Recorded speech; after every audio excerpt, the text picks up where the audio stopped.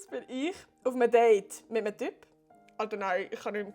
Seht ihr die Awkwardness? Alter, nein, ich kann nicht mehr. Wir waren auf einem Kreuzfahrtschiff. Ich war schon desperate as fuck, weil mein Herz gebrochen war von meinem ersten Freund. Und wir haben uns irgendwie im Stegenhaus oder so kennengelernt von einem Kreuzfahrtschiff. Also er hat mich irgendwie so angesprochen, vorher finde ich cute, ob wir uns mal treffen. Und ich so, ja, fix. Eigentlich voll cute. Aber irgendwie haben wir uns dann getroffen und man hat schon relativ schnell gemerkt, das ist kein Match. Das ist kein Match. Ich würde sagen, ich bin eher so ein bisschen, keine Ahnung, funny, nicht so ernst. Ich weiss doch nicht. Und er war halt komplett das Gegenteil. Und man muss halt wirklich sagen, er ist hardcore aufgeregt gewesen. Oh. Wir sind einfach damals so durchs Deck rumgelaufen und irgendwie haben wir auch nicht gewusst, was machen, weil keine Ahnung, was willst du machen mit dem Kreuzfahrtschiff. Dann sind wir einfach dort angeguckt und sind legit nebeneinander gesessen und haben kein Wort miteinander gewechselt. Und das war wirklich so für eine Viertelstunde. Und ich sage, die Viertelstunde ist mir vorgekommen wie 2 Stunden. Und irgendwann schaue ich so um und sehe so oben dran, wie mein Dad so mit der Kamera dort steht und einfach mich auslacht. Long story short, es hat sogar an diesem Abend, wie auch immer, noch einen Kuss gegeben.